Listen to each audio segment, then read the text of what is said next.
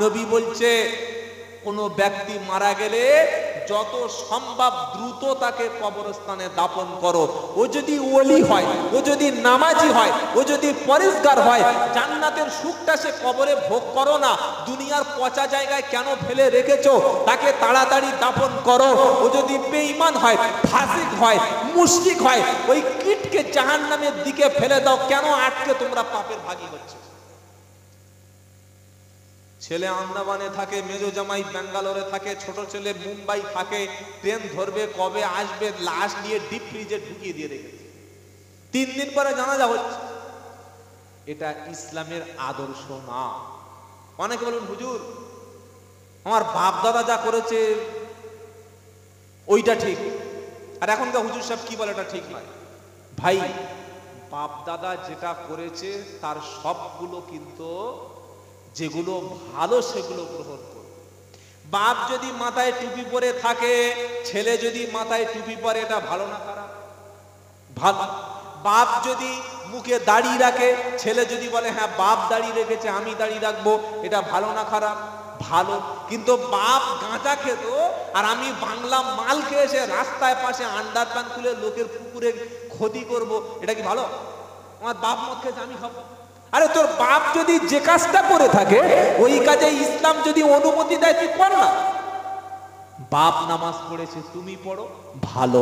বাপ হজ করেছে তুমি করো, ভালো। বাপ কোরআন পড়েছে তুমি কোরআন পড়ো, ভালো। কিন্তু বাপ যদি সুদ খায় তুমি কি বলবে আমি সুদ খাবো? অনেক মানুষের যুক্তি, বাপ যা করে তাই করে, আর বাপ ভুল করতে পারে? পারে না? পারে। আজ থেকে 20 বছর আগে মোবাইল ফোন ছিল, তো তুমি মোবাইল ফোন নিয়ে ঘুরছো কেন? ফোন ফেলে দাও। আমার বাপ মোবাইল ছিল না, আমি নেবো না। আজ থেকে 20 বছর আগে, 50 বছর আগে লোক পানি জাহাজে হজে যেত, তুমি যাও 1 মাস 2 মাস ধরে যাও, কিন্তু 6 ঘন্টায় মক্কায় ফ্লাইট ল্যান্ডিং করে, তুমি প্লেনে যাচ্ছ কেন? আগে মানুষ খবর দেওয়ার জন্য ঘোড়ার গাড়িতে যেত না, গরুর গাড়িতে যেত। তুমি এখন ফোনের মাধ্যমে মেসেজ করছো কেন? যাও ঘোড়া নিয়ে যাও, এখানে ছোট ভাই। বাপ যেটা করেছে সেটা যদি শরিয়াতের পক্ষে হয় ভালো, আর বাপ যেটা করেছে ওটা যদি ইসলামের বিপক্ষে হয়, খারাপ কাজটা বাপের নেবো না, ভালো কাজটা নেবো। মনে থাকবে ইনশাআল্লাহ। মুয়াজ্জিনের অধিকাংশ জায়গায় পয়সা দেয়, ফ্রি পয়সার মুয়াজ্জিন, তা কত সুদ দেবে? টাকার মুয়াজ্জিন আর একটা ঢাকার মুয়াজ্জিন দুটো এক হয় ভাই? কি বলছেন? একটা ঢাকার মুয়াজ্জিন আর একটা বিনা টাকার মুয়াজ্জিন। যদি কেউ আল্লাহু আকবার বলে তার মানে হলো আল্লাহ সবচাইতে বড়। যারা আরবি জানে জিজ্ঞাসা করো, যদি কেউ বলে আল্লাহু আকবার, এই শব্দের অর্থ হলো এটা ইন্ট্রোগেটিভ সেন্টেন্স হয়ে যাচ্ছে, তার মানে উনি বলছেন আল্লাহ কি সবচাইতে বড়? হ্যাঁ আল্লাহ বড়, প্রশ্ন করছে ভাই। সেজন্য প্রত্যেকটা মসজিদে যোগ্য মুয়াজ্জিন রাখবেন। অধিকাংশ জায়গায় যেই ইমাম সেই মুয়াজ্জিন, যেই ড্রাইভার সেই কন্ডাক্টর। কি বুঝলেন বলেন? ড্রাইভার যদি কন্ডাক্টরের কাজ করতে আসে, গাড়ি চলবে তো? প্রত্যেকটা কাজের জন্য আলাদা লোক আছে। আর মুয়াজ্জিন আজান দেওয়ার জন্য মসজিদে একই লোককে চালিয়ে দিচ্ছে। যোগ্য ব্যক্তিকে মুয়াজ্জিন করবেন, আজানটা একটু ট্রেনিং দেবেন। আজান দিলে আল্লাহর আরশে পৌঁছে যাবে। ভাই তোর গলার সুর নাই, তুই ছোট করে বলে ছেড়ে দে, আল্লাহু আকবার আল্লাহু আকবার আল্লাহু আকবার আল্লাহু আকবার। তবু একটা মানায়। কি বলছেন আপনারা? ওই যে বলে ধরেছে গোতানে, আর গিয়ে ছাড়বে সেই একদম বর্ধমানে, মাঝখানে টান চলেই যাচ্ছে। আশহাদু বলছে আশহাদু আল্লাহ ইলাহা, হাদু বাদ দিয়ে সাধু ধরে বসে আছে। কোথায় হাদু আর কোথায় সাধু? কি বললেন? তারপরে হাইয়া আলাস সালাহ। 1 মাস আগে আমি রমজান মাসে একটা মসজিদে গিয়েছিলাম আত্মীয়র বাড়িতে, তো আজান দিচ্ছে, আল্লাহর কসম করে বলছি নিজে কানে শুনেছি, হাইয়া আলাস সালাহ। এখানে যে অক্ষরটা আছে সেটা সোয়াত, সোয়াতের অর্থ হলো সালাত মানে নামাজ। তিনি বলছেন হাইয়া আলাস সালাহ। এই মসজিদে কি যাব? সালা যাবে না সালাতের জন্য যাবে? আল্লাহই যাবে। কেন এগুলো হচ্ছে? আমরা সব সময় আলেম ওলামা ইমাম আর মুয়াজ্জিনটা ফ্রি পয়সায় খুঁজি। কি বলছেন বলেন? কম পয়সায় ইমাম আর কম পয়সায় মুয়াজ্জিন, এটা আমাদের জাতির কাছে সবচাইতে বড় অবমূল্যায়ন। যদি কোনো ইমাম সাহেব বলে আমি 2000 টাকা ইমামতি করব, ও যদি হাজামও হয় ওর পিছনে নামাজ শুরু করবে। হাজাম, হাসছে, কি বুঝলেন? আর বিড়ি খায়, জীবনে কোনোদিন নামাজ পড়েনি, তাকে বানিয়েছে মুয়াজ্জিন। আজান দিয়ে বাথরুমে ঢুকে দেখি ধোঁয়া বার হচ্ছে। তাহলে মিটার ঘর থেকে ধোঁয়া আসছে কেন? বলছে মুয়াজ্জিন সাহেবের মিটারে এখনো বিল শেষ হয়নি। তওবা তওবা তওবা, আস্তাগফিরুল্লাহ আস্তাগফিরুল্লাহ। আপনাদের মসজিদটা দেখে আমার খুব করুণা হলো। নামাজে যে কয়েকটা লোক গেল, আমরা তো এশার নামাজ এসে পড়লাম। আল্লাহু আকবার। চেষ্টা করবেন 5 ওয়াক্ত নামাজ মসজিদে গিয়ে পড়ার, বলুন ইনশাআল্লাহ। যারা যুবক এসেছো ভাই, যে কোনো ভাবে তোমরা কুরআনটা সহি করে শিখে নেবে। কোরআন না শিখলে সেই ব্যক্তি কখনো ইসলাম জানতে পারবে না। অনেক মুসলমান কবরে চলে গেছে, এখনো কোরআন পড়তে পারে নাই। আল্লাহু আকবার। ইমাম সাহেবের, মৌলভী সাহেবের, হাফেজ সাহেবের হাতে ধরে পায়ে ধরে 10,000 টাকা পকেটে দিয়ে হলেও আপনি নিজে কোরআনটা সহি করে শিখে নিন। এসে বিবিকে, বাচ্চাকে, ছেলে আর মেয়েকে শিখিয়ে দিন। কারণ যে বাড়িতে কোরআন তেলাওয়াত হয় ওই বাড়িতে আল্লাহর গজব কখনো দাঁড়ায় না, ওই বাড়িতে রুজির কখনো অভাব হয় না। আর যে বাড়িতে কোরআন পড়া হয় না ওটা গোরস্থান, ওটা কবরস্থান, ওটা শ্মশান, ওটা কোনো মুসলমানের বাড়ি না, ওটা গোয়াল ঘর। আজ আমাদের বাড়িতে কোরআন পড়া হয় কখন? নানা শ্বশুর মরে যাবে যখন, নানি মরে যাবে যখন, নানি ভালো করে কাপড় মুড়ি দিয়ে শুয়ে আছে আর কানের কাছে গিয়ে চিল্লে চিল্লে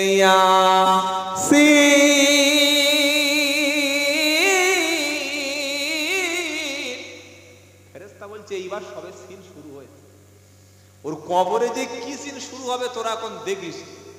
যখন সে খেয়েছে বিড়ি তখনও শোনাস নেই ইয়াসিন, যখন সে লটারি কেটেছে তখনও শোনানো হলো না ইয়াসিন, যখন দাঁড়িয়ে পেচ্ছাপ করেছে তখন দিলি না ইয়াসিন, যখন দাড়ি চেঁচেছে তখন ধরালি না ইয়াসিন, যখন মদকে রাস্তায় পড়েছিল তখন শুনতে পেল না ইয়াসিন।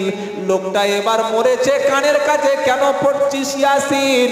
ওই ইয়াসিনের লাভ হবে আর ইয়াসিনের বাপের লাভ হবে, তোর নানির কোনো লাভ আজকের হবে না। তাই জ্যান্ত লোকের কাছে কোরআন পড়ো, মরা লোকের কোরআন শুনিয়ে কি লাভ হবে বলো?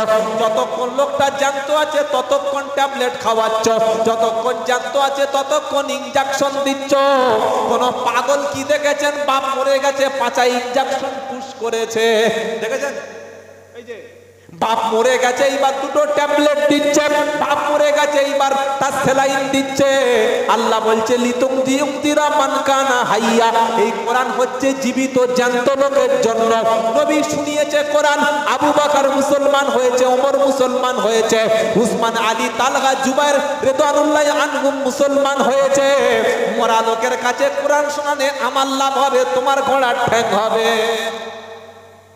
এটা আমার ব্যবসা, লালবাতি জ্বলবে, তাও সত্যটা বলে গেলাম। কি বলছেন আপনারা? কোরআন জীবিত লোকের কিতাব, আমরা বুকে করে নিয়ে মরা লোকের কাছের কাছে গিয়ে বলছি হুজুর 1 খতম পড়ে দিয়েছি। আরে ভাই, 1 খতম পড়ার সময় লোকটা যখন জীবিত ছিল, যখন সে নাপাক আর পাক জানতো না, বিবির কাছে শুয়ে উঠে চলে এসেছে নাপাক হয়ে, গোসল করেনি। শবে বরাতের রাত কাপড়টা কিভাবে পাক করতে হয় সেটা শেখেনি, কিভাবে গোসল করলে শরীর পবিত্র হয় এটা জানেনি। এই রকম ব্যক্তির হাত ধরে কোরআনের কাছে নিয়ে বসিয়ে ওকে কোরআন ধরানোর আগে, কোরআন শোনানোর আগে, কোরআন পড়ানোর আগে ওর কাপড়টা, পোশাকটা, শরীরটা পাক করিয়ে দাও। যদি তুমি দিতে পারো তবে তুমি আল্লাহর ওলিদের সাথে জান্নাতে যাবে। জোরে বলো সুবহানাল্লাহ। কথা মনে থাকবে ইনশাআল্লাহ। সারা জীবন যার কাছে কোরআন পড়া হয়নি, মরে গেছে, তার কানের কাছে বলছে 2 খতম পড়ে দিয়েছে। হতভাগা 2 খতম কেন, 30,000 খতম করলে ওর লাভ কি হবে? লাভ তো তার হবে না, কারণ তার কোরআন শুনেও ভালো হওয়ার কোনো সুযোগ আর নাই। কথা মনে থাকবে। এটা শুনে অনেকে মনে করছে লোকটা এতক্ষণ যা বলছিল ভালো, এইবার মনে হচ্ছে ভুলভাল বলছে। প্রিয় ভাইয়েরা, আপনি বিবেক কাছে প্রশ্ন করুন, বুদ্ধি বিবেক দিয়ে প্রশ্ন করুন। কি জাতি আরবে ছিল যাদের নেশা ছিল মদ, মানুষ খুন করত, জেনা করত, ধর্ষণ করত, সেই ব্যক্তিদের কাছে নবী গিয়ে কোরআন শোনালেন আর তারা এত ভালো চরিত্রবান হয়ে গেল। আল্লাহর নবীর ইন্তেকালের পরে মদিনার রাষ্ট্র ক্ষমতায় খোলাফায়ে রাশেদিন 30 বছর ক্ষমতায় ছিল। বলুন সুবহানাল্লাহ। নবী কোরআন শুনিয়ে ভালো বানিয়েছেন তো জীবিত লোকের। খাজা মঈনুদ্দিন চিশতি রহমতুল্লাহ আলাইহি জীবিত লোকের কাছে কোরআন শুনে হিন্দুস্তানের মানুষদেরকে মুসলমান বানিয়েছে। বড় পীর আব্দুল কাদের জিলানী জীবিত লোকের কাছে কোরআন শুনিয়ে হেদায়েত করেছে। ফুরফুরায় আবু বকর সিদ্দিক রহমতুল্লাহ আলাইহি জীবিত লোকের কাছে কোরআন শুনিয়েছে। আশরাফ আলী থানভী রহমতুল্লাহ আলাইহি, কাশেম নানুতবী রহমতুল্লাহ আলাইহি, মাওলানা ইলিয়াস রহমতুল্লাহ আলাইহি তারা জীবিত লোকের কাছে কোরআন শুনিয়েছে। আর আমি বললাম, রে ভাই, তোর বাপটা মরে গেছে, জানাজা 2 ঘন্টা দেরি হয় হোক, 1 খতম না দিয়ে ওকে কবরে দিবি না। ইব্রাহিম বলে একটা নবী আছে, এই নবী যখন নবুয়ত পেলেন তিনি দেখছেন তার পিতার নাম হচ্ছে তারেক, আর কোরআনে পিতার নাম এসছে ইব্রাহিম আলাইহিস সালামের আযর। তিনি দেখছেন তার পিতা বিভিন্ন দেবীকে উপাসনা করছে, তাদেরকে মাবুদ মনে করে তাদেরকে পূজা করছে। ইব্রাহিম নবী কি বললেন? বাপ যা করেছে তাই করব, তাই তো নাকি? বলেছিলেন ওয়াইদ ক্বালা ইব্রাহিমু লিআবিহি আযারা আতাত্তাখিদু আসনামান আলিহা ইন্নী আরাকা ওয়া কওমাকা ফী দালালিন মুবিন। সূরা আন-নামে একবার কোরআন খুলে দেখো, ইব্রাহিম আলাইহিস সালাম বলছে ওয়াইদ ক্বালা ইব্রাহিমু লিআবিহি। ইব্রাহিম আলাইহিস সালাম তার পিতাকে বললেন, হে আমার পিতা, তুমি এই দেবদেবীকে কেন, এগুলোকে ইবাদত করছো, এদের কাছে পূজা অর্চনা কেন করছো, সাহায্য চাইছো। ইন্নী আরাকা, আমি দেখতে পাচ্ছি তুমি, ওয়া কওমাকা, তোমার কওম, তোমার জাতি, তোমার গোষ্ঠী, তোমার সমাজ, তোমার দেশ, ফি দালালিম মুবিন, সুস্পষ্ট গোমরাহি পথভ্রষ্টের মধ্যে আছো। আমি নবী ইব্রাহিম দেখতে পাচ্ছি তুমি ভুলের মধ্যে আছো, তুমি ভুলের মধ্যে আছো, তুমি ভুল পথে চলছো পিতা, এগুলো রাস্তা তুমি ছেড়ে দাও। ইব্রাহিম নবী যদি বলতো বাপ পূজা করেছে আমিও পূজা করব, তাহলে ইব্রাহিম নবী কখনো হেদায়েতের উপরে থাকতে পারতেন না। কি বলছেন আপনারা? ইব্রাহিম নবীর কাছে যে জ্ঞান এসছে ওই জ্ঞান তার বাপের কাছে ছিল না, তাই তিনি বলছেন ওইগুলো ছেড়ে আল্লাহকে মেনে নাও। সুবহানাল্লাহ বলবেন না? কোন ছেলে যদি কোরআন শিখে আলেম হয়ে মুফতি হয়ে ওস্তাদের কাছে পড়ে আপনাকে বলে যে আব্বা এইটা শরিয়াতের মধ্যে নেই, এটা ভুল, ছেড়ে দাও, আমি আপনি কি করি? এখনকার আলেম কিছু বোঝে? এরা মারেফত বোঝে না, হাকিকত বোঝে না, বাতিনি ইলম নাই, ফাসেক, বাপ যা করেছে তাই করে। আরে ভাই, বাপ যেটা করেছে সেটা যদি ইসলামে অনুমতি থাকে করো, আর বাপ যদি যেটা করেছে সেটা ইসলামে অনুমতি নাই সেটা করব না। কথা মনে থাকবে ইনশাআল্লাহ। ইসলাম একজন ব্যক্তির আদর্শের উপরে চলে, তিনি মুহাম্মদ সাল্লাল্লাহু আলাইহি ওয়াসাল্লাম। সারা জীবন বক্তব্য শোনেন নাই? বক্তারা বলে গেছে কিয়ামতের পূর্বে ৭৩ দল হবে, ৭২ দল জাহান্নামে যাবে, একটা দল জান্নাতি হবে। শুনেছেন না শোনেন নাই? এই বক্তব্য শুনতে শুনতে তো চুল পেকে গেছে। তো ওই দলটা কারা? তবলিগরা বলছে আমরা নিজেদের টাকা খরচ করে আমরা লোকের কাছে কলেমা শেখাচ্ছি আমরা। ফুরফুরার লোকেরা বলছে আমরা। যারা আলা হযরতের ভক্ত তারা বলছে আমরা। যারা দেওবন্দি তারা বলছে আমরা। যারা আহলে হাদিস তারা বলছে সহিহ হাদিস মানি আমরা। আমরা বললে হবে নাকি নবী বলে গেলে সেটাই হবে? কোনটা ভাই? নবী কি বললেন? কুল্লুহুম ফিন্নার ইল্লা মিল্লাতা ওয়াহিদা, সমস্ত দল জাহান্নামী, একটা দল জান্নাতি। সাহাবারা বললেন হুজুর কোনটা? নবীজি কি বলে গেছেন? ফুরফুরা, তাই তো? তবলিগ জামাত, দেওবন্দি, হানাফি, শাফি, পাতর চাবড়ি, মালেকি, কাদিয়া, লম্বা টুপি, গোল টুপি বলে গেছে। নবী বললেন মা আনা আলাইহি ও আসহাবি, আমি নবী যে পথে, আমার সাহাবারা যে পথে, ওই দলটা হলো জান্নাতি। এবার আপনি মিলিয়ে নিন কাদের মধ্যে নবীর সুন্নাত বেশি আছে, কোন কার কাছে, কারা রসুলের মোহাব্বত দিলে ধারণ করেছে, কারা খাওয়ার সময় দস্তরখান বিছায়, কারা ঘরে ঢুকলে কোন দলটা সালাম দেয়, কার বিবিটা পর্দায় আছে, কে নামাজ কাজা করছে না, কার মাথার টুপিটা খুলছে না, কে সুদ খাচ্ছে না, কে ঘুষ খাচ্ছে না, কে সাহাবাদের মতো জিন্দেগি তৈরি করেছে। ওই রকম আদর্শ যে দলের মধ্যে, যে পীরের মধ্যে, যে দলের মধ্যে আছে, সেই পীর, সেই দল, সেই জামাত হলো জান্নাতি। বলুন সুবহানাল্লাহ। কিন্তু আমরা কি করি? জলসায় এসে প্রত্যেকটা বক্তা নিজের দলের প্রচারটা করে যায়। আমি যদি ফুরফুরা শরীফ থেকে আসতাম, আমি কি বলবো? হক সিলসিলা জান্নাতি। আমি যদি জামাতের আমির সাহেব হয়ে আসি, আমি বলবো জামাতের আমির জান্নাতি। আমি যদি দেওবন্দি তরিকার লোক হই, আমি কি বলবো? দেওবন্দিটাই জান্নাতি।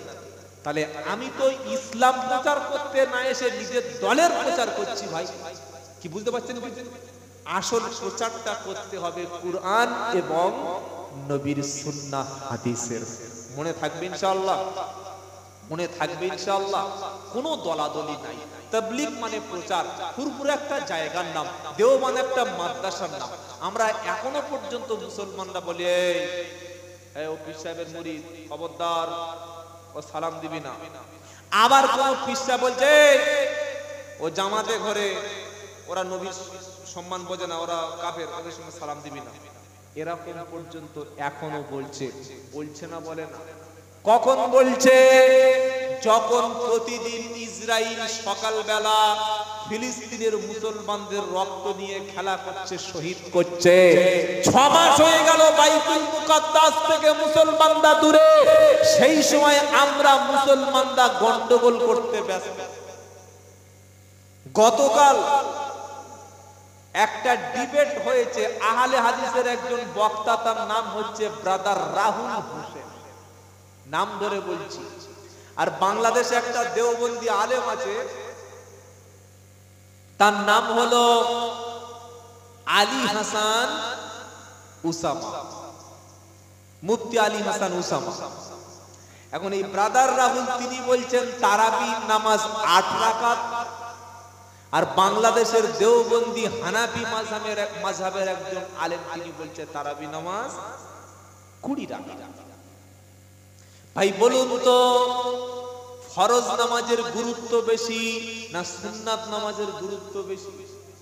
যে দেশের মুসলমান 80% বেনামাজি, তাদের কাছে 8 আর 20 রাকাতে ঝগড়া করে কোনো লাভ আছে? জোরে বলে, কি বলছেন আপনারা?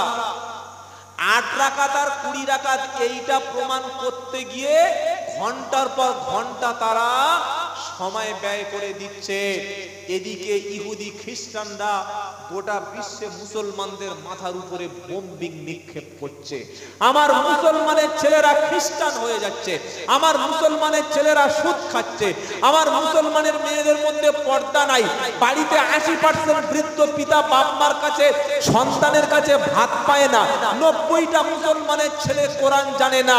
এইগুলো বড় সমস্যা না কে 8 রাকাত কে 20 রাকাত তারাবি পড়ছে, এইটা সমস্যা। এরা কারা ভাই? যারা 8 রাকাত আর 20 রাকাত তারাবিতে নিয়ে ফিতনা করতে ব্যস্ত। হালাকু খান জালিম শাসক যখন বাগদাদের জমিনে বাগদাদ শহরকে ধ্বংস করতে লিপ্ত ছিল, ব্যস্ত ছিল, সেই সময় একদল আলেম ফতোয়া দিচ্ছিল যে ঘোড়ার মাংসটা খাওয়া হালাল, জায়েজ না না জায়েজ। কিছু বুঝতে পারলেন? রমজান মাস শুরু হলে দেখবেন কিছু মুসলমানদের মধ্যে চুলকানি শুরু হয়। প্রথমে চুলকানি শুরু হয় কখন? শবে বরাতে। শবে বরাত বেদাত, হালুয়া রুটি বেদাত, নামাজ পড়া বেদাত, মসজিদে যাওয়া বেদাত। আরেক দল বলছে না, এই নামাজ আছে, এই পড়তে হয়, হালুয়া রুটি খেতে হয়, গেল। এইবার ওই করতে করতে রমজানে ঢুকে গেল। রমজান মাসে যখন ঢুকে গেল তখন কি ফতোয়া শুরু হলো? তারাবি 8 রাকাত না 20 রাকাত। আমি বছর একটা ভিডিও দেখেছি, আল্লাহর কসম, আপনারা দেখেছেন কিনা জানি না। একটা মসজিদে দুরকম তারাবি হচ্ছে। একদল তারাবি পড়ছে 8 রাকাত ইমামের পিছনে, আরেকটা দল তারাবি পড়ছে 20 রাকাত ইমামের পিছনে। একটা মসজিদে দুরকম তারাবি হচ্ছে। এটা জাহান্নামে যাওয়ার কাজ করেছে না করে নাই? এটা গেল। এইবার রমজান মাস কিছুদিন যাওয়ার পরে শুরু হলো ফিতরা নিয়ে বিতর্ক। কি নিয়ে? কেউ বলছে টাকা দিয়ে ফিতরা দাও, আবার কিছু বলছে নবী টাকা দিয়েছিল, নবী খাবার দিয়ে তো ফিতরা দিয়েছে, সুতরাং খাবার দিয়ে ফিতরা দেওয়াটাই সুন্নাত। সাধারণ মানুষ বলছে যাবো কোন দিকে, যাবো কোন দিকে। এবার রোজা শেষ হয়ে আসলো, সে সময় কি বলছে? ঈদের নামাজে তাকবীরটা 6 তাকবীর হবে না 12 তাকবীর হবে, এই নিয়ে দুই দল লেগে গেল। কিছু বুঝতে পারলেন না পারলেন? ওটা নিয়ে কিছুদিন মারামারি চললো। মানে কিছু না কিছু একটা ইস্যু মুসলমানদের মধ্যে জিয়ে রাখতে হবে।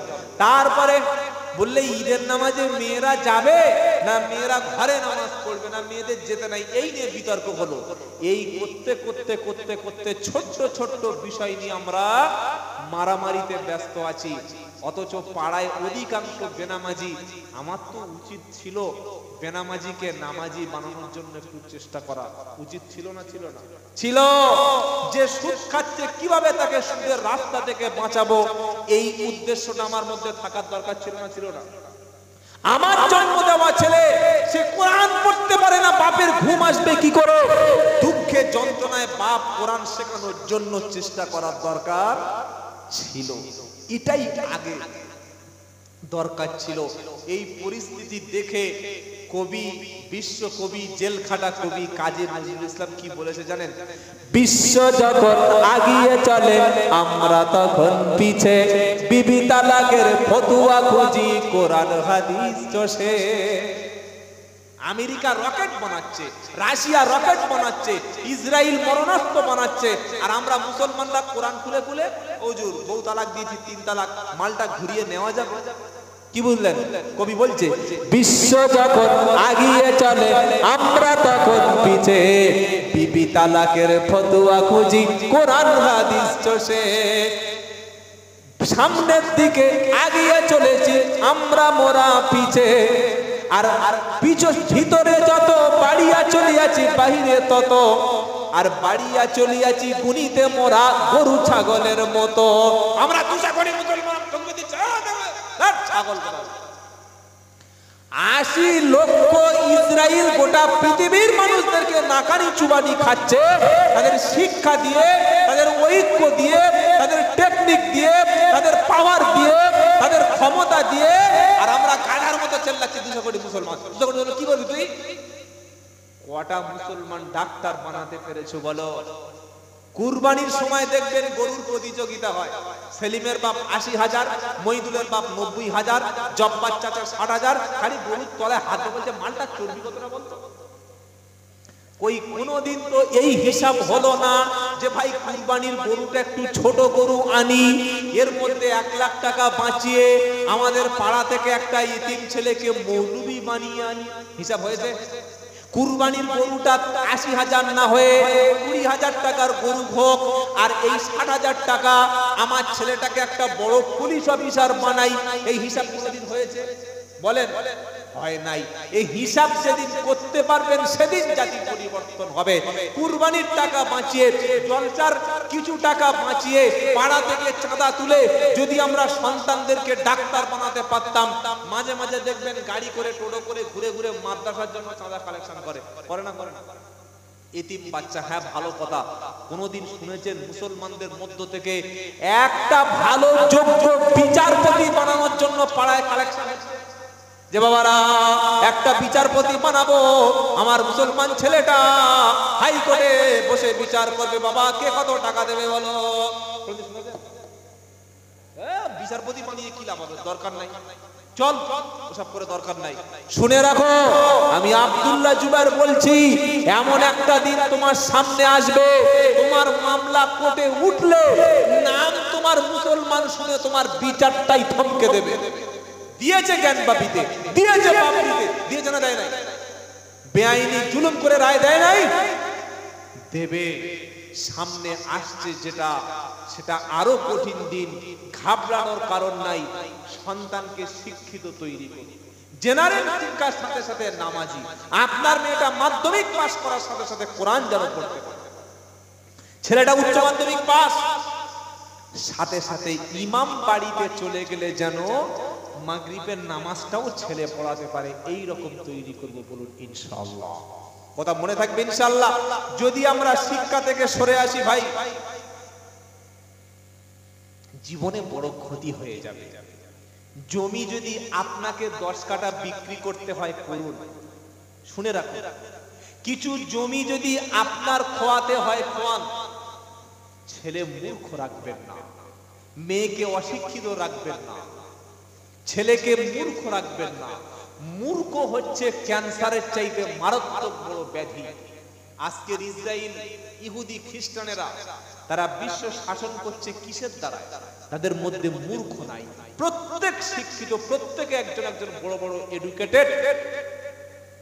আর আমরা মুসলমানরা শিক্ষা থেকে আস্তে আস্তে করে পিছিয়ে এসেছি। সকলে বলুন সন্তানদেরকে শিক্ষা দেব, বলুন ইনশাআল্লাহ। ছেলেকে শিক্ষা দেবেন, মেয়েটাকেও শিক্ষা দেবেন না দেবেন না? দেবেন, বলুন ইনশাআল্লাহ। ছোট্ট ছোট্ট বিষয় নিয়ে জীবনে মারামারি করবেন না। কখনো ফুরফুরা, তবলিগ, আজানগাছি, এসবের মধ্যে আপনি ঢুকবেন না। 5 ওয়াক্ত ফরজ নামাজ, বাপ মার খেদমত, রমজানের রোজা, বেনামাজিকে নামাজি বানানো, আল্লাহ ভোলা মানুষদেরকে আল্লাহ রাস্তায় জুড়ে দেন। মরণের পরে আল্লাহ আপনার জান্নাত দিয়ে দেবে, বলুন সুবহানাল্লাহ। আমাদের মধ্যে বিতর্ক শেষ নাই। পরিচয় দেবেন আমি একজন মুসলমান, কি বলে? ওয়ামান আহসানু কাওলাম মিম্মান দাআ ইলাল্লাহি ওয়া আমিলা সালিহাও ওয়া ক্বালা ইন্নানি মিনাল মুসলিমিন। 24 পারা 19 পৃষ্ঠা 4 নম্বর লাইন, সূরা হামিম সাজদা। আল্লাহ পাক শোনাচ্ছে, তার চাইতে ভালো কথা, তার চাইতে উত্তম বাণী আর কার হতে পারে?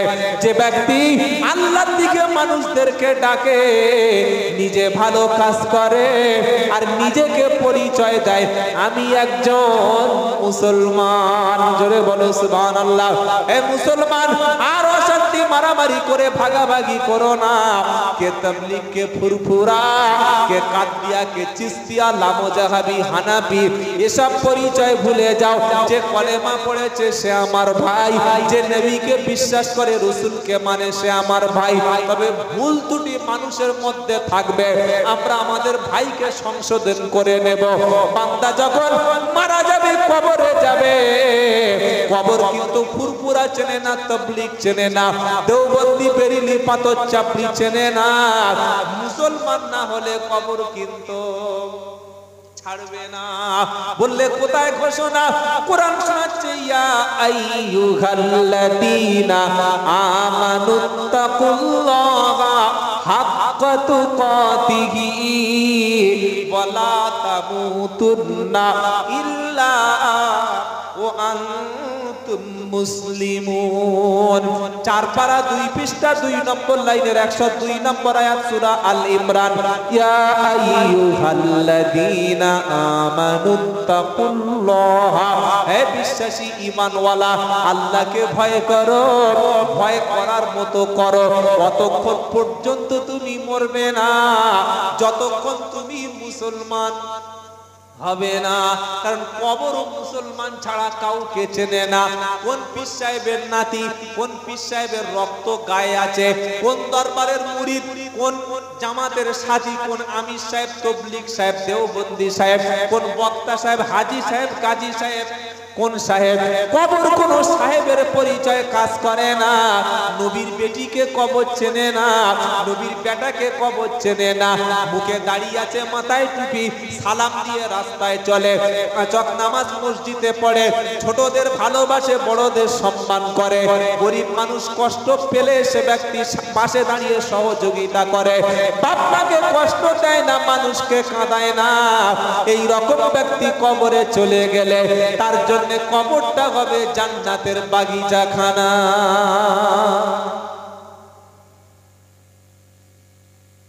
তবলিগ ফুরফুরা আজান গাছি এসব পরিচয় কবর শুনবে না। মার রব্বুক, রবকে বলো। মান দীনুক, তোমার দিন কি বলো। যদি জিজ্ঞাসা করে তোমার ধর্মের নাম কি, কি বলবো? আজান গাছি, তাই তো? চিস্তিয়া ইসরায়েল বোমা মারছে নাকি? আহা, এই বাবা, কোনো পরিচয় কাজ হবে না। একটা পরিচয়, আমি হলাম মুসলমান। বলুন সুবহানাল্লাহ। আমরা কি ভাই? মুসলমান। তবে হ্যাঁ, আমরা হানাফি মাযহাবের অনুসারী, আহলুস সুন্নাতুল জামাতের আকীদায় বিশ্বাস করি। আলেম ওলামা হাক্কানি পীরদের সম্মান করি। যারা দাওয়াতের কাজ করে, তাবলীগ জামাতের কাজ করে, মানুষের কলেমা শেখায়, আমরা তাদেরকে ভালোবাসি। যারা হাক্কানি পীর, আমরা সেই পীরদেরকে মাথার তাজ বলে মনে করি। কিন্তু পরিচয়, আইডেন্টিটি হলো মুসলমান। মনে থাকবে? কেউ জিজ্ঞাসা করলে কি বলবেন? কথা বলে না? মুসলমান। কি বলবো আমরা? আমি একজন খাঁটি মুসলমান। এই মুসলমান পরিচয় কিয়ামতের দিন আপনাকে রেহাই হবে। কিয়ামতের দিন আল্লাহ তাআলা তার বান্দাদেরকে ডেকে সেদিন জান্নাতের দরজা খুলে দেবে। জোরে বলুন সুবহানাল্লাহ। সেদিন ডাক দেবে। আজকের আমার বক্তব্য শেষ করে এনেছি প্রায়, আর একটা দুটো আয়াত পড়ে আমরা বিদায় নেব। কিয়ামতের দিন জান্নাতে কারা যাবে? মুসলমান জান্নাতে যাবে। মুসলমান না হলে জান্নাত পাওয়া যাবে না। যে ব্যক্তি ছোটবেলায় হাজামের কাছে গিয়ে 5 মিনিট কষ্ট করে মুসলমানি দিয়েছে, ও মালটা তাহলে কি মুসলমান? ভাই, হাত না দিলে যদি মুসলমান হওয়া যেত, তাহলে আর নামাজ কি পড়া লাগবে? কি বুঝলেন বলেন? কিছু মুসলমানের দাবি যে খাতনা দিয়েছি, মুসলমানি করেছি মানে মুসলমান। আর এখন মুসলমানদের বাড়িতে মুসলমানির দিনে দিকে আবার মিলাদ। কি বলছেন আপনারা? মুসলমানি হবে ছেলে দেখি বাড়িতে লোক খাওয়াচ্ছে, অনুষ্ঠান করছে, লোকের দাওয়াত দিচ্ছে। আপনার এলাকায় হয়? দাওয়াত করে আপনার? আচ্ছা বলুন তো ভাই, মুসলমানি মানে কি বলেন? মুসলমানি মানে ছেলের কি করা? গোলাপ ফুল উপহার দেওয়া, তাই তো? হ্যাঁ, ছেলের লিঙ্গের অপ্রয়োজনীয় চামড়াটা কেটে বাদ দেওয়া। কিছু সুন্নাত আছে যেটা গোপনে করতে হয়। গোফ কাটা, ছোট করা, এটা কি সুন্নাত। বগলের পশম পরিষ্কার করা, এটা কি সুন্নাত। নাভির নিচে অবাঞ্ছিত লোম পরিষ্কার করা, এটা কি সুন্নাত। হাতের আঙ্গুলের নখগুলো বেড়ে গেলে কেটে ফেলা, এগুলো কি সুন্নাত। এগুলো যেমন সুন্নাত, ছেলের খাতনা দেওয়া গোপনের সুন্নাত। তাহলে আপনি যদি ছেলের খাতনাতে মিলাদ দিয়ে 500 লোকের দাওয়াত করেন, যেদিন গোঁফ কেটেছেন আর বগল পরিষ্কার করেছেন, সেদিন কজনকে দাওয়াত দিয়েছেন? এই হাসছে দেখো, শুনে তো সেদিন কিছু লোকের দাওয়াত করো। এটা তো গোপনের কাজ, গোপনে করতে হয়। শোনো, ইব্রাহিম নবীর 80 বছর বয়স হয়ে গেল, প্রথম খাতনা মুসলমানি শুরু হয়েছে ইব্রাহিম নবীকে দিয়ে। বলুন সুবহানাল্লাহ। আল্লাহ বলছে, ইব্রাহিম নিজের লজ্জাস্থান নিজে কাটো। ইব্রাহিম নবী বলল কি করে? আল্লাহ বললে, কুড়ুল নাও, জঙ্গলে চলে যাও আর মিলাদ দিয়ে লোক খাওয়াও। তাই তো নাকি? বলে না, ছেলের মুসলমানি দেখি ক্যামেরাম্যান বলছে, ক্যামেরাম্যান জলদি ফোকাস করো। শালা বলছে এটা কি বে? ক্যামেরাম্যান এসে মুসলমানিতে কি করবে? জুম করবে। আবার মৌলবি ডেকেছে মুসলমানিতে মিলাদ হবে। হুজুর কি দোয়া করছে? আল্লাহ লম্বা করে কেটে দাও না ছোট করে দাও। ছি ছি ছি ছি, তওবা তওবা। খাতনাতে কোনোদিন লোক দাওয়াত করবেন না। হাজামের কাছে, ভালো ডাক্তারের কাছে গিয়ে ব্যাস 2 টাকার ব্লেড হলে হয়ে যায়, আমি কেটে দিতে পারি। কি বলছেন? এগুলো করবেন না। যখন আপনার বাড়িতে কোনো বিয়ে অনুষ্ঠান হবে, যারা ছেলের বাপ আছে তারা শোনো, মেয়ের বাড়িতে আপনার ছেলেকে বিয়ে দিতে যাওয়ার সময় 150-200 জন বরযাত্রীর নামে এই জুলুমটা করো না। এখনো মুসলমানের সমাজে কিছু মুসলমান আছে, ছেলের বিয়ে দিতে গেছে 250 জন 150 জন বরযাত্রী যায়। আছে এলাকায় এরকম পাপ যায় না? রাস্তায় গরু, ছাগল, হাঁস, কুকুর মুকুর ধরে চলে গেছে। ছি ছি ছি। বিয়েটা সুন্নাত হলো মসজিদের মধ্যে, বলুন সুবহানাল্লাহ। বিয়ের সুন্নাত হলো মসজিদে জুমার দিনে। ইন্না আযমান নিকাহ বারাকাতান আইসারুহু মুনা। সেই বিয়েটায় আল্লাহর বরকত বেশি, যে বিয়েতে খরচটা কম হয়। তুমি হতভাগা কিছু বোঝো নাই, তুমি 300 লোক নিয়ে মেয়ের বাড়িতে জুলুম করতে গেছো, অথচ সুন্নাত ছিল ছেলের বিয়ে দেওয়ার পরে ওলিমা করে মেয়ের বাপকে খাওয়া। কথা মনে থাকবে ইনশাআল্লাহ। শরিয়াত বিরোধী কোনো কাজ করবেন না। কিছু করার আগে আলেম ওলামাদের দেখে জিজ্ঞাসা করে নেবেন। সকলে তওবা করুন, আজ থেকে নামাজ কাজা করব না, বলুন ইনশাআল্লাহ।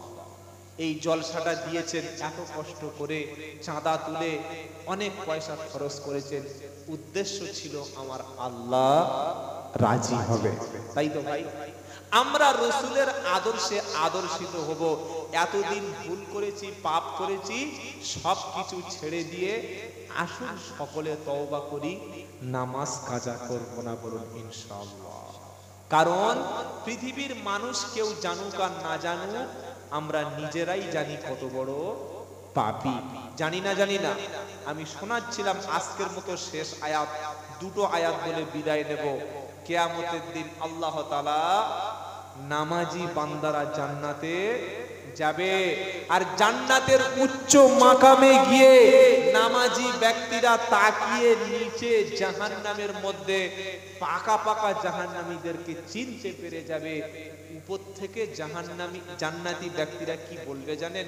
ফি জান্নাতিন ইয়াতাসাআলুনা আনিল মুজরিমিনা মা সালাকাকুম ফি সাকর ক্বালু লাম নাকু মিনাল মুসাল্লিন। 29 পারা সূরা মুদ্দাসসিরের 42 নম্বর আয়াতে জান্নাতি ব্যক্তিরা জান্নাতে গিয়ে বলবে, হে জাহান্নামীরা, কেন তোমরা জাহান্নামে এলে? জাহান্নামীরা বলবে, ক্বালু লাম নাকু মিনাল মুসাল্লিন। সব ছিল কিন্তু আমরা নামাজের সঙ্গে ছিলাম না, আর নামাজ পড়লে আমাদের জাহান্নামে যেতে হতো না। আজ থেকে নামাজি হব ইনশাআল্লাহ। ইনশাআল্লাহ বলে তওবা করে। তওবার মানে হলো আস্তাগফিরুল্লাহ আস্তাগফিরুল্লাহ আস্তাগফিরুল্লাহ, কাল সকাল থেকে যা ছিলাম তাই থাকবে, তাই তো নাকি? এটার নাম তাওবা না। তাওবার অর্থ হলো ফিরে আসা। ফিরে আসবো আল্লাহর কাছে, পাপ আল্লাহ ক্ষমা করবেন। সকলে নামাজ পড়বো, কোরআন শিখবো, বাপ মাকে খেদমত করবো, বলুন ইনশাআল্লাহ। যার বাপ মা বেঁচে আছে ভাই, বাপ মা হলো সন্তানের জন্য সবচাইতে বড় পীর। বিশ্বাস আছে? এই বিশ্বাস আছে ইনশাআল্লাহ বলেন দেখি। এটা বিশ্বাস যদি থাকে, তাহলে যখন ঘর উদ্বোধন হবে, নতুন গাড়ি কিনবে, দোকান উদ্বোধন হবে, দোয়াটা ইমাম সাহেব পীর সাহেবকে দিয়ে করাবে না বাপ মাকে দিয়ে করাবে? নবী বলেছেন 3 জন ব্যক্তির দোয়া কবুল হয়। নাম্বার 1 বাপ মার দোয়া সন্তানের জন্য।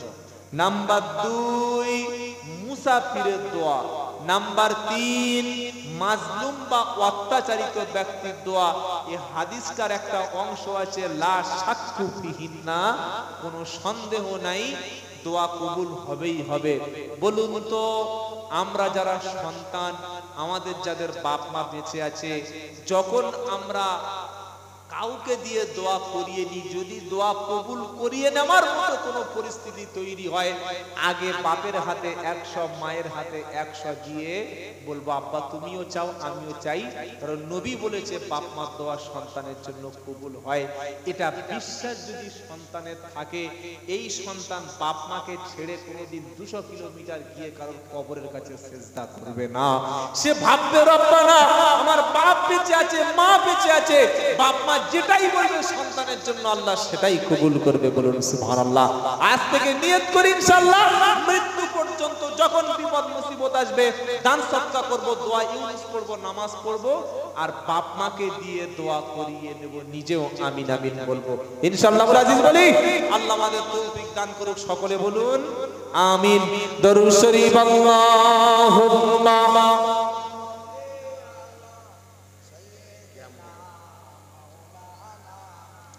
وعلى آل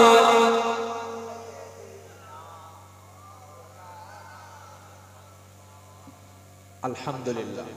আমি অনেক বড় বড় কথা বলেছি, আপনারা কষ্ট পেয়েছেন না ভাই?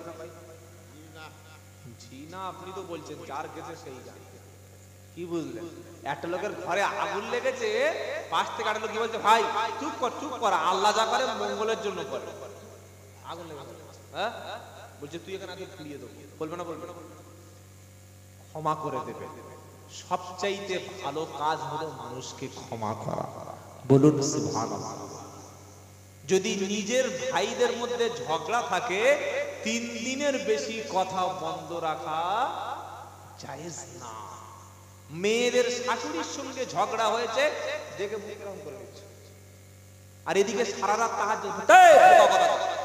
শাশুড়ি বৌমা ঝগড়া যায় ঝগড়া তাহাজ্জুদ করে লাভ না।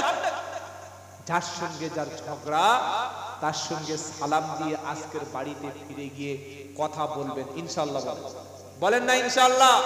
হিংসা মনের মধ্যে থাকলে আমল কবুল হবে না। হিংসা করবেন না, ঝগড়া করবেন না, মানুষকে ভালোবাসবেন, সকলে ঐক্যের সঙ্গে থাকবেন, প্রত্যেকে মসজিদের প্রতি লক্ষ্য রাখবেন। ইমাম পেয়েছেন, যোগ্য ইমামের কাছে বসে কোরআনটা শিখে নেবেন, 5 ওয়াক্ত নামাজ পড়বেন। সকলে বলুন ইনশাআল্লাহ। বাপ মাকে সবচাইতে বেশি ভালোবাসবেন, মেয়েদেরকে পর্দায় রাখবেন। আল্লাহ তাআলা আমাদের সবাইকে কবুল করুক। জোরে বলুন আমিন।